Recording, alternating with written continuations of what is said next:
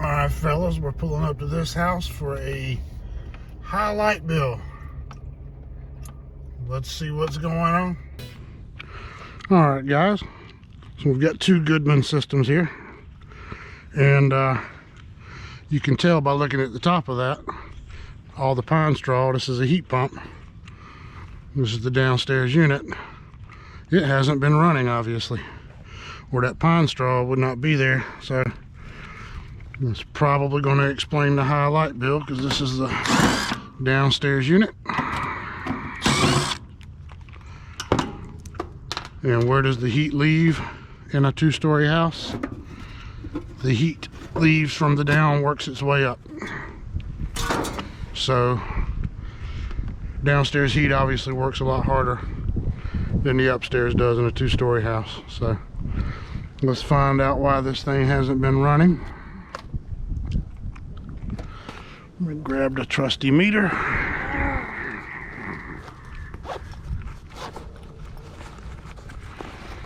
And see what we can figure out. Could be out on low pressure. I don't think the contactor's pulled in, but we're going to start from scratch.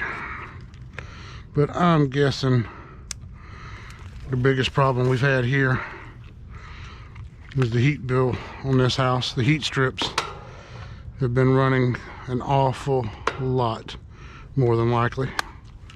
So we're going to check all that out. So I do have 248 volts right there on the meter. So we do have high pressure, or high voltage, so we know we're not dealing with a trip breaker or a situation like that. Next thing I want to do is come over here and confirm that I'm getting a call from the thermostat.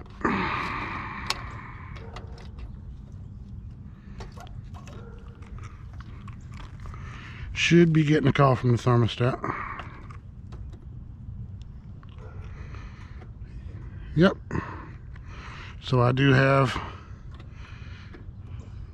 low voltage there on Y. A little high, 30. Usually it's 28. But we'll go with that for right now. So I should have power to this unit.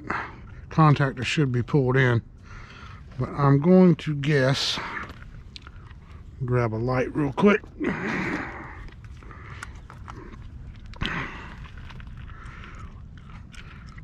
We're going to have probably an open low pressure switch on this system. I'm going to go ahead and pop off one of these caps down here and check.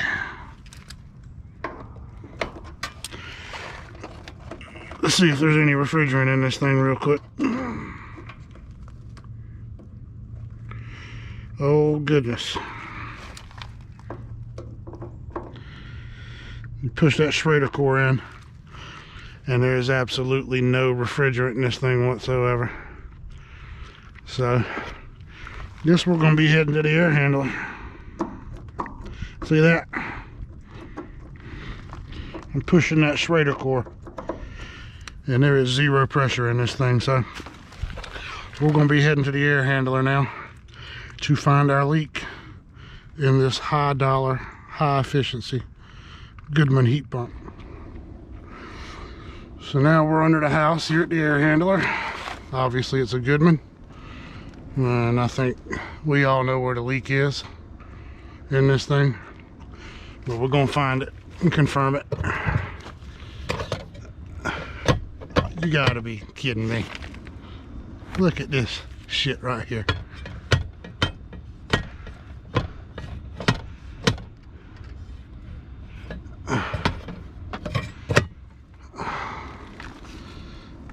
Come on, man.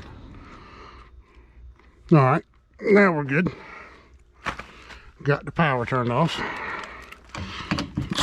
So let's open this thing up and see where our leak is. We already know it's the evaporator coil. It's a Goodman. And we all know about the high quality, lifelong guarantee that you get when you're working with Goodman products. So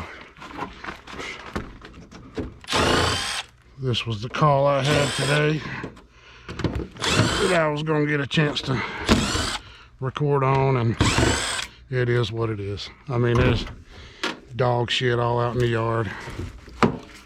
Places not all that desirable, but it is what it is. Yeah, there's oil in the drain pan.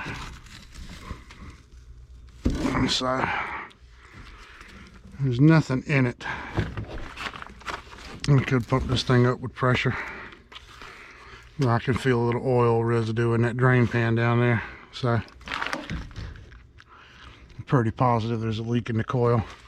I am going to go back out and check the outdoor unit and see how that looks down on the inside, pipe rub, along those lines. But two common things with the Goodman: leaking evaporator coil and pipe rub in the outdoor unit with the heat pumps. But let's go outside and see what we can find out there. I already know I have a leak here, but I want to make sure I don't have one out there. But I do believe this is probably going to turn into a system replacement at this point, because the cost of fixing this thing, this is a 2007 unit, R22. You know, you're going to be a few $1,000s easily trying to fix this thing, and it's just not worth it. All right, guys, I'm gonna look around this outdoor unit a little bit. I've already kind of done a visual on it. Usually these capillary tubes over here, you'll get pipe rubs in some of these Goodman units. They put the damn things right up against each other. You get a little pipe rub, capillary tube. As long as it's not too deep, you can repair that. Don't think that's the case here. Everything else I've looked at so far out here looks fine. I just want to check the accumulator, because that's a... Oh, somebody left their wrench in here. Oh well, I don't want it. The bottom of these accumulators on these Goodman units will rub out, but this is a complete blowout, and I'm not feeling any oil around the bottom of that thing, but we're going to check it anyway real quick. Let's see what we can find. So yeah, there's nothing down here leaking under these, but that accumulator in these Goodman units, and some other units too, will rust out in the bottom, especially when they sit in water a lot, not getting it cleaned. Like this one obviously has not been cleaned, and you'll get that rust and you'll get that leak under the bottom of this thing. And if this H10's not picking it up, it's not there.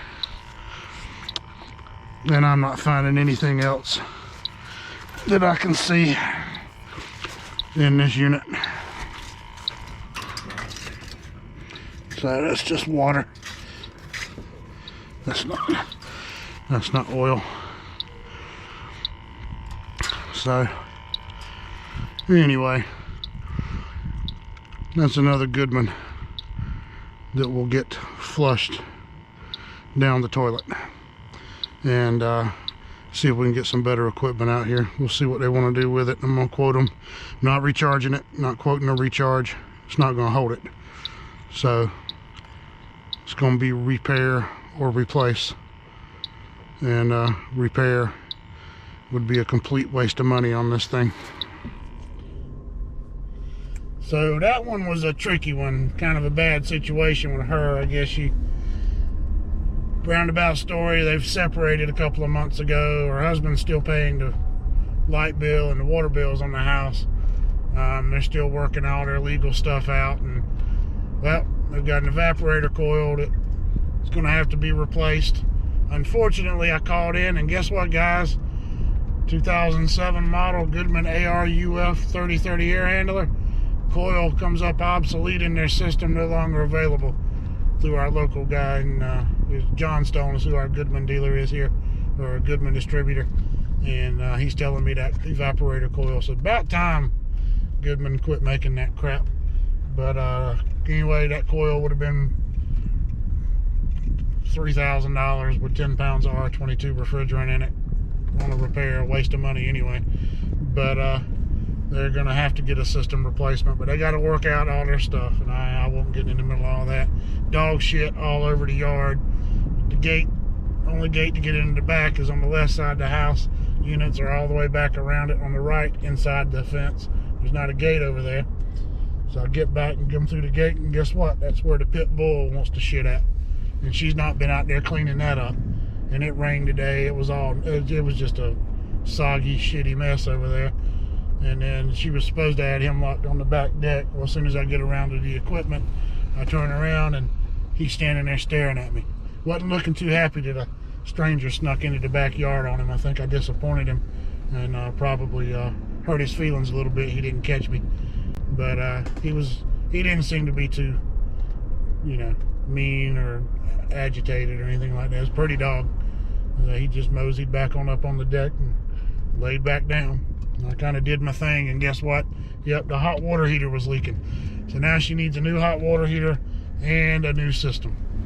So they'll get their figures put together and who's going to pay for what and work out their mess, and hopefully give us a call, and we'll go out there and get a new system put in and get that squared away. So anyway, hope you guys enjoyed it. Like, subscribe, go check out the giveaway video.